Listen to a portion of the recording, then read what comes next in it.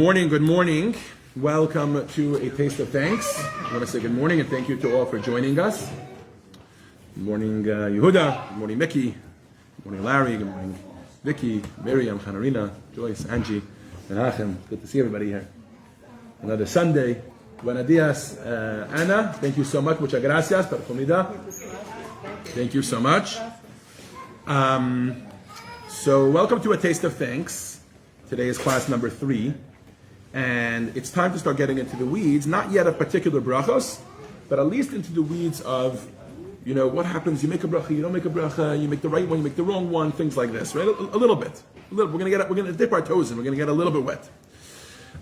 So we've already discussed the structure of a blessing. We've discussed that the purpose of a blessing is to center us and to focus us for what's going on right now, what we're about to do, that this action should not just be mundane, it shouldn't just be a physical action, but it should actually be a spiritual action. In other words, to add soul to the body of the action that we're doing. Let's say eating, for example, is the most common one. And we've discussed the importance of blessing Hashem. What happens when we bless Hashem? We draw down an energy into this world, the spiritual energy into this world. We've discussed the importance of making blessings all the time. In fact, our sages encourage us to make, starting from King David, to make 100 blessings per day. We discussed a little bit about how we do that as part of the regular structure of the day. And then last week we discussed a little bit about when you make a bracha, so the structure of a bracha, right? Baruch Atah Hashem. When you make a bracha, you are saying Shem u'Malchut, you're saying the name of God, and you're pronouncing God's kingship over the world. We discussed 3 different categories of blessings. I'm just summarizing here, so bear with me. We discussed 3 different categories of blessings. There are blessings that are of praise, that's most of our davening and things like that. There are blessings that are of pleasure or enjoyment, right? So the Talmud strongly cautions us against being from having pleasure from this world without making a blessing. So every time we eat, every time we smell something, every time we enjoy something, whatever it is, those are the blessings of enjoyment, blessings of pleasure. And the third category was, of course, the blessings of mitzvot. And we also briefly discussed the prerequisites before you make a blessing. Right? So before you make a blessing, your hands should be clean. There should not be an interruption. And we could have used that as a portal, by the way, a rabbit hole to talk about an interruption between, like, what happens to make interruption, what type of interruption is it, do I have to remake the blessing, etc. But we're not going to go down there. But what we did talk about is that a blessing needs to make in close proximity to whatever it is that you're doing. You don't make a blessing, then go for a run, go for a walk, and come back and eat your food, right? You make the blessing and immediately take a bite, which is why part of what you do before you make a blessing is make sure the food is ready. So you don't put a piece of bread into the toaster, then make a bracha hamotzi, then wash your hands and make a bracha hamotzi, and then wait a few minutes and talk and schmooze while the bread is getting ready, and then eat. No. You have it in your hand ready. So, for example, if it's like something that's in a wrapper, you open up the wrapper beforehand, you make sure it's ready. And the last we discussed was kisui rosh, the importance of making sure your head is covered, especially for a man, for a woman, obviously that's connected to married or not married, etc. But for a man to have a yarmulke, to be wearing a yarmulke, even if a person doesn't wear a yarmulke all the time, to make sure you're wearing a yarmulke before you make a bracha. I want to add, because I don't think I spoke about this last week, so just a little fill-in. When we speak about cleanliness, so we spoke about cleanliness of the hands, it's also cleanliness of the body, right? So for example, if a person is in a hospital and they're wearing a catheter, there's a whole discussion about whether they can make a bracha or not, right? If they haven't taken a shower in a long time, you have to make sure first take a shower, things like that. There's also the kiyut hamakom, which means making sure the place that you're in is did we speak about this last week? I don't know. Make sure the place that you're in is an appropriately clean place to make a bracha. So, obvious example of a place we don't make a bracha is the bathroom, right? But it's not just the bathroom. If you're walking on the street, right, we tend to think, I'm making a bracha, I'm sitting in a nice class, I have a plate full of food, nice healthy choices, right? And now that was to you, Menachem, very proud of your healthy choices, and now I'm going to make a bracha, beautiful, I'm sitting making a bracha, what could go wrong, right? But what if you're like just having a little drink of water, a sip of water from your you carry a bottle of water with you, and you're going out for a walk, and you happen to decide you're going to drink some water there. It's also important even if you're outdoors in the public, it's important to make sure that the place that you're in is clean. For example, if you're out for a morning walk, and right before you somebody was taking their dog for a walk, and the dog had to do some business, and unfortunately they weren't the type that were carrying the baggies on them, right? So obviously that's not a right place to make a bracha. Similarly, if you happen to be walking right near a garbage dump and the place smells, you don't make a bracha right there. You wait till you walk a little more. So again, we didn't speak about this last week. I just want to add that nikiyut, when we say the importance of cleanliness, when we're making a bracha, it's not just the cleanliness of our body, our person, and our hands, which is also important, but it's also the cleanliness of the space that we're in. It should be an appropriate place to make a bracha. Okay. Today we are going to talk primarily about two topics, if we have time, because I really need to end today at 10:15. But I think we should be fine sometime.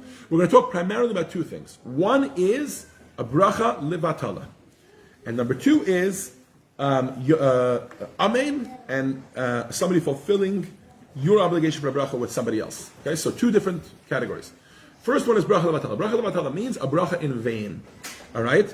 And if you want to follow with me in the book, in this book, we're going to be on page 53. Let me talk about what's going on over here. Since every time, you know what, actually, we could read this introduction inside. So if anybody who has a book would like to, Angie, why don't we start with you? We're on page 53, the section reciting a bracha in vain. You want to start? Oh, on this side. Smart idea. Thank you, Menachem. Do you want to start? No? Okay.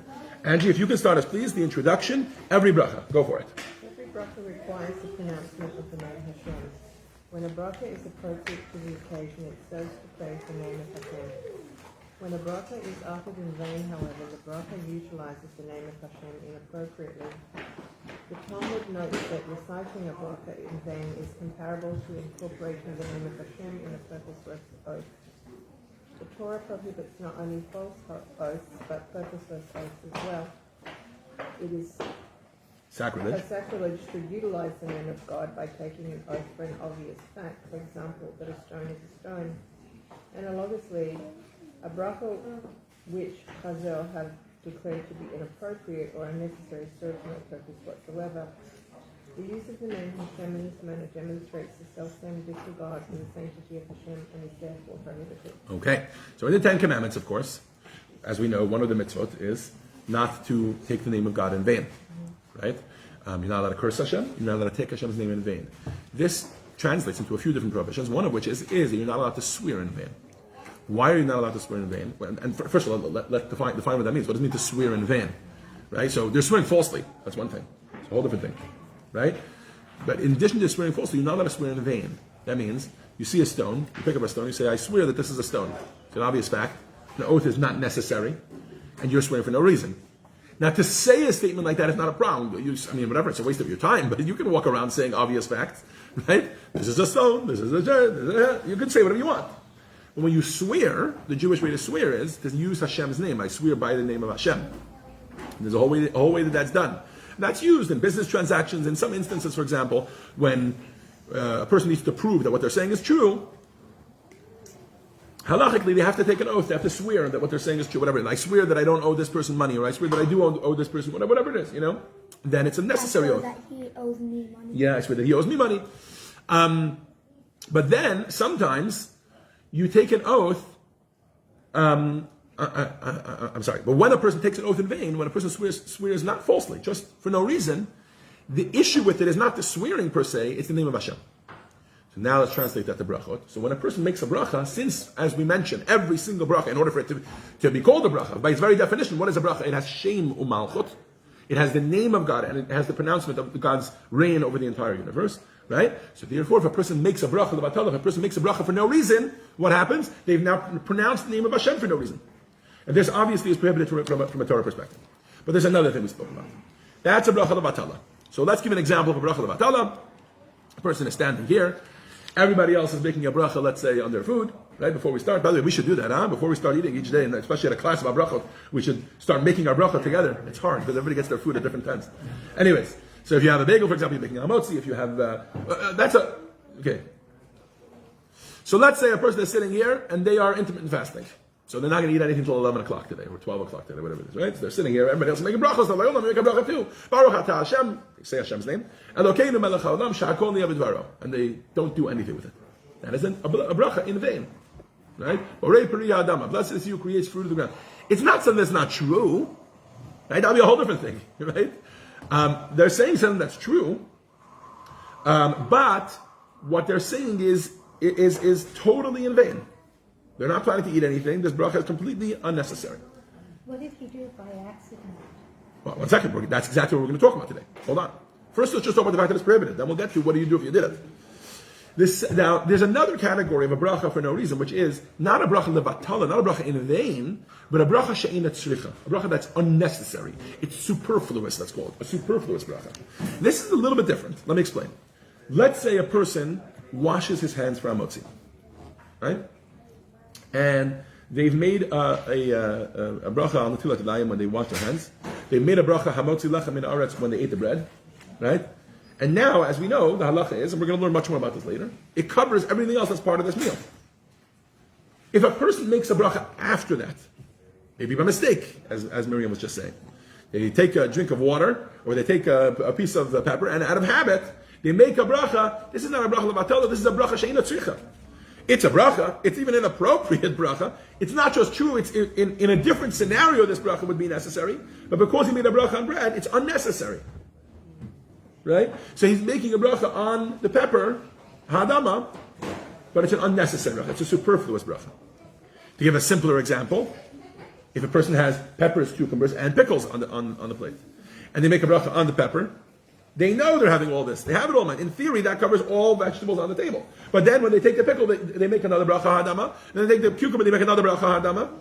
Obviously, these are all, they're not bracha levatala. I don't know if we say a bracha in vain. You're doing it properly. You have the cucumber in your hand, you make a bracha on the cucumber. You have the pepper in your hand, but it's superfluous. It's unnecessary. You made one bracha. It's a little silly. So this is also disrespectful to Hashem's name. Not as disrespectful as just making brachas to Hashem all the time for no reason, which is bracha levatala, but it is a bracha she'ina tzricha. It's a bracha that's unnecessary and superfluous, and we're supposed to avoid doing it. Does everybody understand the difference between these two categories? Okay. So now let's talk about what happens if you do it. Right? Okay. So we're going to jump. Yes, Larry, go ahead. Well, what's running through my head is, yeah, you do it superfluous. It's unnecessary because you may not know better. So, okay. I mean, which is why we're running some of the stuff here. Yeah, okay. It doesn't count as a negative. It's just sort of a waste. I don't know how I'm trying to frame it from a Tanya perspective. It's like you had a good intent, but you just didn't know. Correct. So I guess, is it an avera? Is it? Well, none of these are an avera. Okay. Well, there's discussion. There's discussion about whether it's an actual. It's definitely prohibited rabbinically. There's discussion about whether this actually falls under the category of saying Hashem's name of taking God's name in vain, and whether it's an actual biblical prohibition. There's discussion about that. But you're asking about when somebody does something unintentionally, by accident, maybe they even had a good intention, is that considered an avera? Right? Is that considered a prohibition? The answer is yes, it's still considered a prohibition. Let me give you an example, because I think sometimes it's hard for us to relate to this, right? The topic of the discussion here is God's respect, God's dignity, and God's, treating God with respect, right? That's the conversation here. So let's give a human example, right? If if somebody's about to be presented with an award, and you do something extremely embarrassing to them, you pull down their pants, right? They're standing in front of the whole crowd, 500 people there, they're all there to honor them. They are the honoree. You pull down their pants. If you do so intentionally, you've completely embarrassed them, disgraced them entirely, right? But you've done so intentionally, and obviously it's a horrible thing to do to somebody. What's it do it unintentionally? You were pulling something across the stage, and it got hooked on their pants fell down, etc. But it's your fault, but you did it unintentionally. Is it still? It's still a hard. Would you still bring flowers? Would you still come over and apologize and say, "You're so embarrassed"? You still would.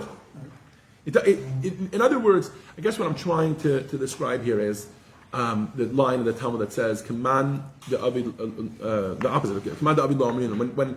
When we say that somebody does something unintentionally or doesn't do something unintentionally, it still doesn't count as if they didn't do it, right? So in this instance, when you say Hashem's name in vain, you might have been with all the best intentions, but if we establish that halachically this is something disrespectful to do to God, we still want to make amends, as we're going to see soon about what we do to make amends. Right? Does that make sense? Is that a good analogy? Yeah. Even if the intentions were good. So if the guy was dragging his name across the stage, he was doing it for him. He was helping to bring the trophy across the stage and present it to him or whatever it is. Doesn't make a difference. Something embarrassing. Yeah, go ahead. I think the duplicate brachas is the most complicated because I think you tend to err on the side of caution, right? Oh, we're going to talk about that, yeah. The flip side of that is you don't make the bracha when you should, Yeah. and is that worse? So Yeah. you say, well, I'm not sure, especially those who aren't Okay, so trained on this their whole life. it's not, it's, You're reading my mind. Yeah. I think that's what we're That's- saying, okay, right? so it's not on the subject matter for today, so we're not going to discuss it. But there is a topic that we plan to discuss, which is something called Safek Bracha. Safek Bracha means if you're unsure whether to make a bracha or not. Now there's different types of Safek Bracha. There's unsure halachically, like halacha is unsure what to do with the bracha, right? So that means like, let's say, an example that comes to mind is rice, right? Halacha itself is unsure what the bracha on rice is. Or there could be a scenario, whatever, you did this, you did that, whatever, and then now halacha is unsure whether you should make a bracha or not. But there could also be an instance where you're not sure. You don't remember if you made a bracha, or you're not sure if that bracha covered this, or whatever, things like that. We're going to talk about that, not today, okay? I feel like if we open up too many cans, if we open up too many boxes, then we're not going to remember to close all of them, right? You agree? You like that, Bishop? Opening up too many boxes? Okay. Instead of opening up too many times because then they're all going to spit. Then I'll spell, yeah, exactly. I'm not going to get them. Okay, so what I want to talk about is that what happens when a person makes a bracha levatala. So let's dive into that. So in our books, we are going to be on page. Give me 1 second. I never knew there was a page that was called Give Me 1 Second. Page. Give me 1 second. No, not quite.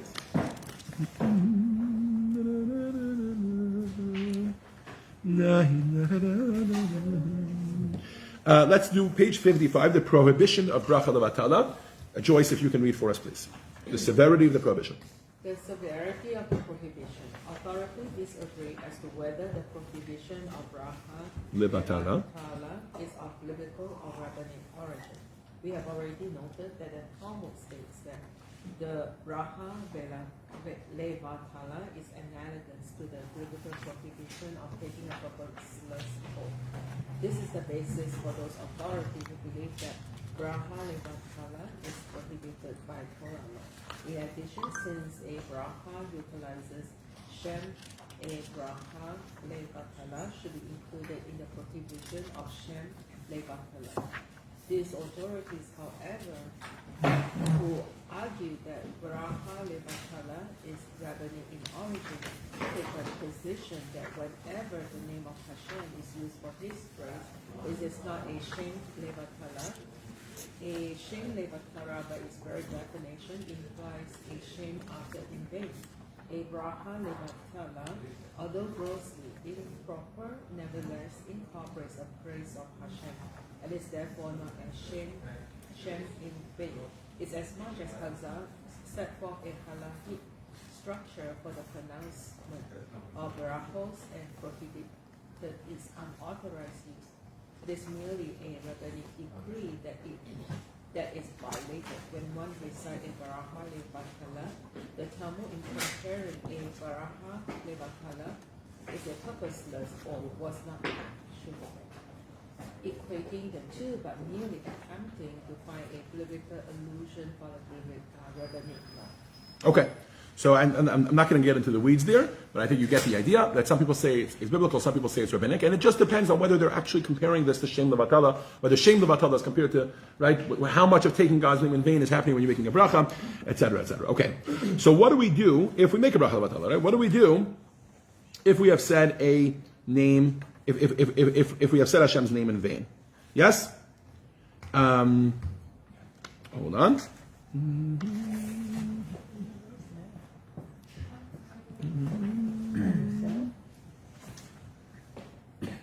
Let's turn to page 50. Sorry, I know I'm going back and forth, but that's okay. Page 49. Sorry, starts on page 49.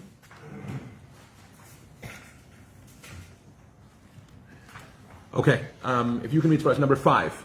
Chanarina, corrective action for a Shem levatala. Corrective action for Shem levatala. Right, so what happens if you did it? By mistake, on purpose, we're not even getting into this. Intentional, unintentional, doesn't make a difference.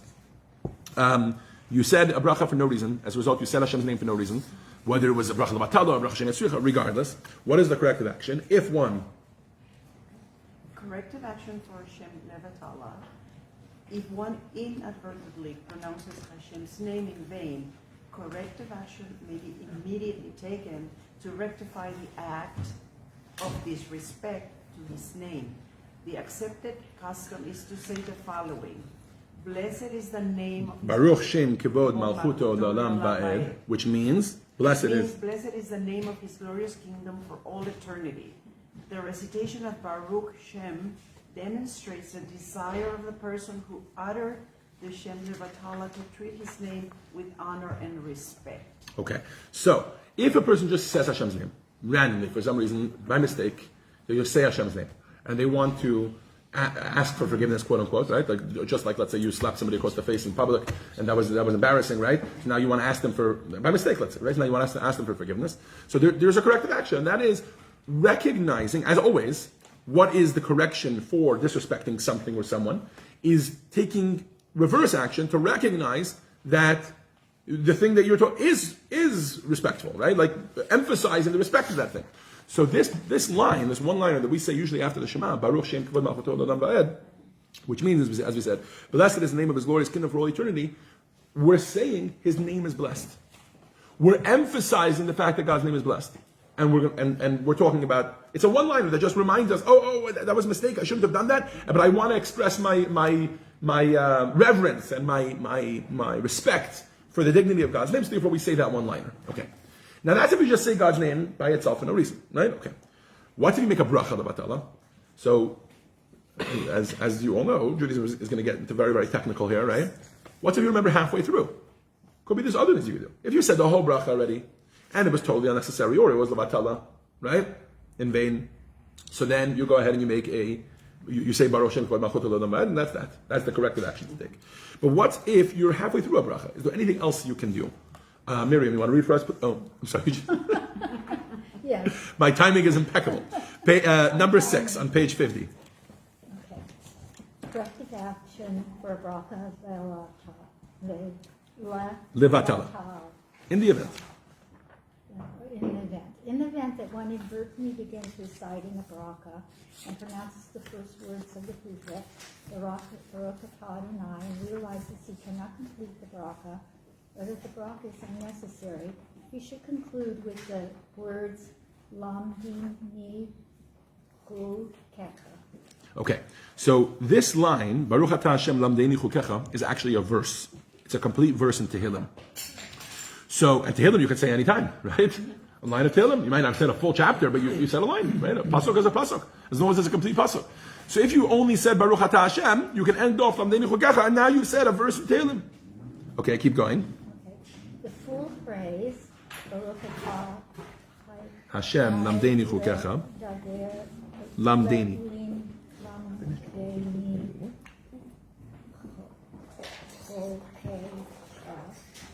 Is a complete reverse into Tehillim. Reciting a sentence containing a Shem is entirely In its entirety is fully permissible. If one continues to recite the bracha and says the words Elohim or recites a complete bracha, he should recite Baruch Shem. Okay, so you're standing and you're about to make a bracha and you start making it Baruch Atah Hashem. You're like, hold on a second. I'm not supposed to make a bracha, but you're only after the word Hashem. And in your mind, you're like, you just say Lamdeni Chukecha, and now you've said a verse in Tehillim, and you've avoided saying God's name for no reason. Because saying a verse in Tehillim with God's name in it, in its completion, saying half a verse is a problem, but saying a complete verse is totally fine. What does that mean? Lamdini Chukecha. It means teach me your ways. Teach me your way. Or the Baruch Atah Hashem, blessed are you Hashem, Lamdeni Chukecha, who teaches me your ways, your statutes.